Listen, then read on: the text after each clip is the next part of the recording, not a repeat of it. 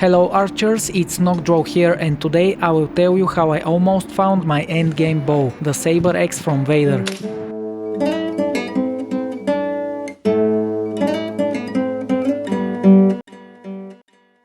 In the past few months I started shooting at longer distances at ordinary targets, and eventually I decided it's time to get a stronger and faster bow. After a lot of thinking, I guess not enough as you will see, I set my mind on getting a lever bow. Lever bows are the hybrid missing link between recurves and compounds. They give you the speed and power of compounds, but you can still shoot them with fingers as a traditional recurve. Most if not all of the lever bows are used in bow fishing specifically because of this and other traits like being able to release the arrow at any point of the draw cycle.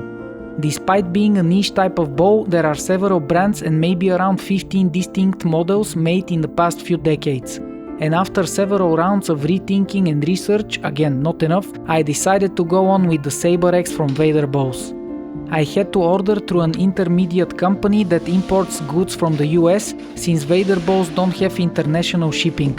It took a total of 3 to 4 weeks for the bow to arrive. It came in a big cardboard box wrapped in big bubble wrap. However, to my surprise, there wasn't any pamphlet or any note inside whatsoever, not even the draw weight diagram that is on the website, so that is something Vaderbows could easily fix. Even a simple thank you for purchasing note would be a great addition to the unboxing experience. I also ordered a set of extra bowstring and power cables because I thought I would use the bow for the years to come. Upon unwrapping it though, I gotta say I was very excited. This thing is a piece of beauty. Even though my first association of carbon wrap is with tuned sports cars, I have to say it makes it look very menacing.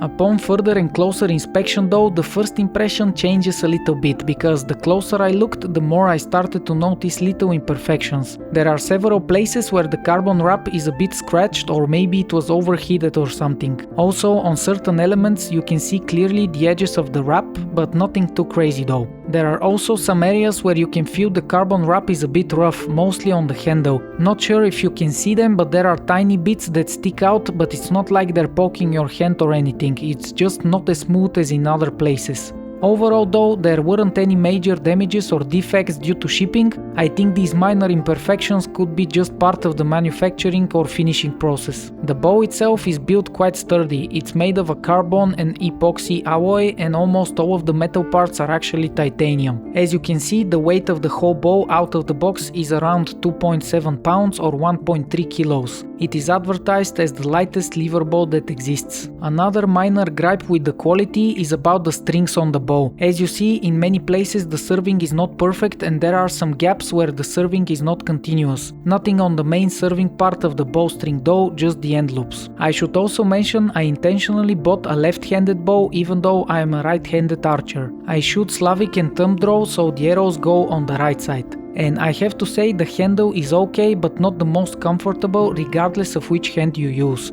The two corners of the riser go straight against your thumb knuckle on each hand. Nothing that cannot be fixed by wrapping the handle in leather or something else to make it thicker. The Saber X is one of the cheaper lever bows, although with importing it to Europe and paying the commissions, costs did add up. The base price is 519 USD, and the extra bowstring and the cables were 60 USD more. The total price I paid with shipping and importing was around 750 euro, for which you can buy several recurves. The main selling point was that on top of the benefits of a lever bow, the Saber X also has adjustable draw length and draw weight. The X is the second version of the Saber, however the Vader website only shows the numbers for the original bow. It goes from 27 pounds all the way up to 46 just by adjusting the cable positions, but more on that later. This is what made me buy this bow, however I missed one very important detail. In my defense, there is not as much material on this specific model and lever bows in general as there is on recurves and normal compounds. What I failed to understand before actually having the bow in my hands is where the power cables actually sit on this type of bows. Since this is a center shot bow, it comes with a cable guard rod which pulls the cables a little bit to the side. However, what I didn't know, being the beginner that I am, since this is a bow made for fishing, it is made to be used with fishing arrows, and those, my friends, do not have any fletchings or vanes on them. They are bare shafts tied with fishing cord at the back, so therefore the bow doesn't have the same clearance as a normal one for the fletchings. This turned out to be the biggest problem that I didn't think through. As you see, when I put a normal arrow for target practice, the fletchings rub quite a lot against the power cables. Even if you knock the arrow quote-unquote the proper way with the odd feather on the outside, the other two fletchings can still get caught on the cables. The whole reason I'm using fletchings in the first place is to not have to care about the odd feather. With the Saber X I need to take it into account, and then the fletchings are still rubbing and getting damaged, especially with brand new fletchings. This is not a problem of the Saber X itself, it was in fact made for a different purpose. However, I really thought it could be used for more than just bow fishing.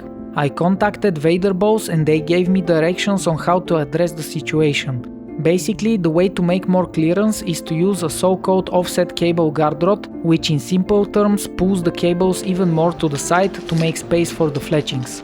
As you can imagine, this is not very popular with bow fishermen since they just don't need it. After a week of searching, I finally found an offset cable guard rod on AliExpress. It is a 3/8 of an inch rod that is bent. While waiting for it to arrive, I got confirmation from Vaderbows that Steve Cobrine, the creator of Vaderbows, is the only other person they know that has shot it with normal arrows, and that gave me a little bit of hope. However, Steve was on holiday at the time, so I had to wait for him to come back and give more guidance. To my surprise, the cable rod arrived just as Steve came back from holiday, and pretty soon I was talking on the phone with the man himself.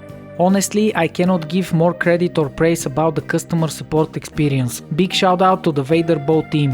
Really, how often do you get to speak directly to the person that invented the thing you bought? So Steve showed me a picture of how he modified his Saber X for hunting. Basically, he changed the slider and the rod with an offset one, and that allows him to shoot normal arrows. He also explained that the easiest way to change the setup on the Saber is to loosen the limb bolts. You don't even need a ratchet strap, as the original and only video on this process shows. Filled with hope, I spent several days after work tweaking the bow setup. To remove the original rod, first you need to remove the little screw on the side, and then to pull the rod out I had to use the special type of pliers. You need to be careful though and put some leather or other protection to not damage the original rod. Once you have it tight, you can use a hammer to hit the pliers and get the rod out. I installed the new rod by hammering it lightly with a rubber hammer, and then I had to play around with the cables to find the right length for each side. You align the cables by twisting or untwisting the ends. On the first try, the outer limbs were twisted to the longer side due to the cables pulling more on them.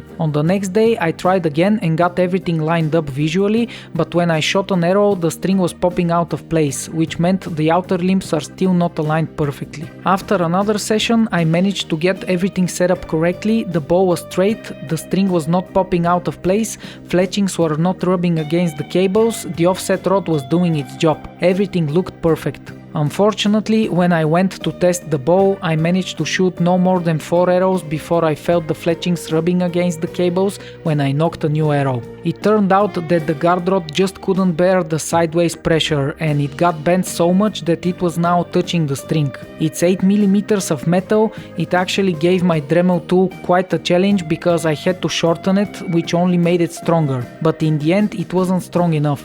Going back to Steve's picture, the rod he is using seems much thicker. This only shows the power that the Saber is packing. But for me, it meant that I'm back to square one. It's been 2 months of waiting, ordering parts and tweaking with the bow instead of shooting and practicing with higher poundages. I gave up and returned the bow to its original state and setup. Once again, this is all my mistake and not really a problem of the Vader Saber X. However, I really hoped I could fix it with the offset rod.